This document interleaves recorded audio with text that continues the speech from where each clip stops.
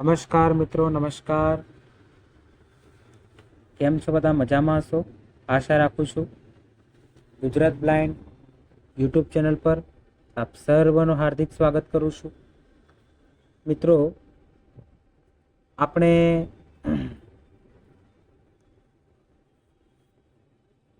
નવ જાગૃતિથી લઈને વૃત્તવિહીન ક્રાંતિ સુધીના 3 ચેપ્ટરો સમાપ્ત કર્યા. હવે આપણે અંતિમ ચેપ્ટરની ચર્ચા કરી લઈએ, જેનું નામ છે અમેરિકન ક્રાંતિ, ફ્રાન્સની ક્રાંતિ અને નેપોલિયન બોનાપાર્ટ. બહુ સરસ મજાનું ચેપ્ટર છે મિત્રો, જેની આપણે ચર્ચા કરવાની છે આ વિડીયોમાં. મિત્રો, વિશ્વના ઇતિહાસના 3 વિડીયો મેં અપલોડ કરી દીધા છે, એટલે જેને હજુ સુધી જોયા ન હોય તો એ વિડીયો જરૂરથી જોઈ લો, બરાબર? જેનાથી તમને જ ફાયદો રહે, બરાબર? કંઈક નહીં સમજાતું હોય તો જરૂરથી કોમેન્ટમાં કહેજો, તો આપણે વધારે એને ક્લિયર કરવાનો પ્રયત્ન કરીશું. તો ચાલો મિત્રો, આજે આપણે ચેપ્ટર નંબર 4ની શરૂઆત કરીએ. તો અમેરિકન ક્રાંતિથી આપણે ચેપ્ટર નંબર 4ની શરૂઆત કરી રહ્યા છીએ મિત્રો. હવે મિત્રો, અમેરિકન ક્રાંતિ, પહેલો મુદ્દો છે અમેરિકન ક્રાંતિના કારણો. બરાબર? કઈ રીતે અમેરિકન ક્રાંતિ થઈ એના કારણો શું છે, એ આપણો પહેલો મુદ્દો છે. બરાબર મિત્રો, તમને જણાવવાનું કે અમેરિકન ક્રાંતિ કઈ રીતે થઈ.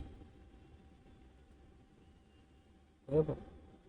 અમેરિકા આજે સુપર પાવર કન્ટ્રી છે. કોણ નથી જાણતું? આપણે બધા જાણીએ છીએ ને, બહુ સારી રીતે જાણીએ છીએ કે ભાઈ અમેરિકા આજનું મહાસત્તા છે, વિશ્વની મહાસત્તા બન્યું છે. બરાબર?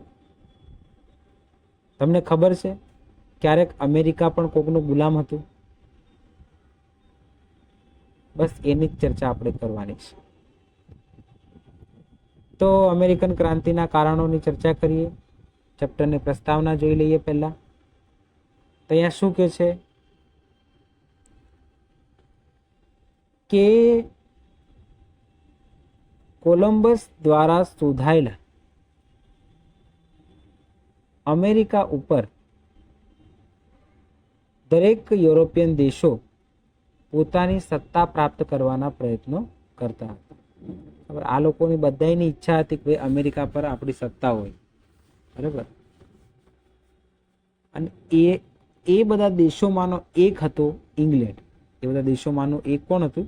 ઇંગ્લેન્ડ હતું, જેને ઉત્તર અમેરિકાના કેટલાક પ્રદેશો પર કબજો કરી લીધો હતો અને ત્યાં તેના 13 જેટલા સંસ્થાનોની એને સ્થાપના કરી નાખી. આ બધામાં કોણ હતું? ઇંગ્લેન્ડ હતું. અને ત્યાં શું કર્યું? એને 13 જેટલા સંસ્થાનોની ત્યાં એને સ્થાપના કરી નાખી. 13 જેટલા, બોલો કેટલા બધા કહેવાય. હવે સંસ્થાનોના જે લોકો હતા એ પ્યુરિટનો હતા. હવે પાછા પ્રશ્ન થાય કે પ્યુરિટનો કોણ? તો મિત્રો, જ્યારે ઇંગ્લેન્ડે અમેરિકાના કેટલાક પ્રદેશો પર કબજો કર્યો અને પોતાના સંસ્થાનો સ્થાપ્યા, એ વખતે ઇંગ્લેન્ડનો રાજા હતો જેમ્સ પહેલો. બરાબર? જેમ્સ બીજો તો આપણે ત્રીજા ચેપ્ટરમાં જોઈ ગયા છે. એ વખતે શાસક કોણ હતો?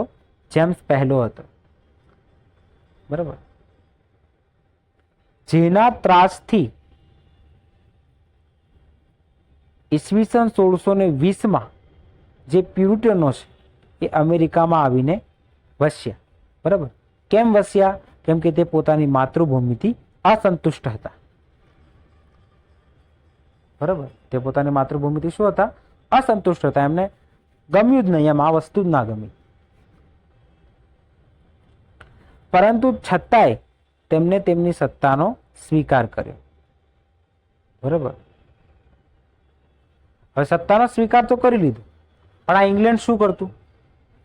કોઈ બી મોટું યુદ્ધ થતું, એમાં નુકસાન થતું, બરાબર, તેમાં મોટા ભાગે ખર્ચો કોના કરવો પડતો? સંસ્થાનવાસીઓને કરવો પડતો. કયા સંસ્થાનવાસીઓ? કે જે અમેરિકામાં રહેલા છે એમને. બરાબર. એટલે પેલું બીજા દેશો યુદ્ધ કરતા હોય ને તો ઇંગ્લેન્ડ એમને પૈસા આપે, બહુ મદદ આપે. બરાબર. પછી શું થાય ખબર? પૈસા ખૂટી જાય એટલે પોતાના સંસ્થાનવાસીઓ પર કર નાખે. હવે આ બધાથી સંસ્થાનવાસીઓ કંટાળ્યા કે ભાઈ હવે આ ઇંગ્લેન્ડની સત્તા તો હાલું ચલવી લેવાય એમ નથી. બરાબર. પોતે પ્યુરિટનો પણ હવે આ વસ્તુથી અસહેમત થવા લાગ્યા. આ વસ્તુ ખોટી, ઇંગ્લેન્ડની આ વસ્તુ ખોટી એમ કહેવા લાગ્યા. એમને બી આ વસ્તુ ગમી જ નહીં ને. કોઈ બી ના સ્વીકારે ને યાર. હવે તમે મને એક વાર 5,000 આપી દો, બીજી વાર આપી દો, વારંવાર હું જ્યારે હોય ત્યારે માંગ કરું અને તમને પાછું હું આપતું જ ના હોય કશું. તમે મને આપ કરો હું તમને પાછો વળતા પૈસા જ ના આપતો હોય, તમને કેવું લાગે? બસ એવી જ દશા ઇંગ્લેન્ડની થતી હતી, સોરી અમેરિકાની થતી હતી. એટલે અમેરિકાવાળા કહે કે ભાઈ હવે આ ભાઈના કંઈક કરવું પડે, આ વસ્તુ ના કામ લાગે. બરાબર. એટલે એ લોકોએ શું કર્યું? જે મૂળ દેશના નિવાસીઓ હતા એમને જાગૃત કર્યા. કોના વિરુદ્ધમાં? ઇંગ્લેન્ડના વિરુદ્ધમાં. બરાબર. હવે મિત્રો આટલે સુધી આજે રાખીએ છીએ. બરાબર.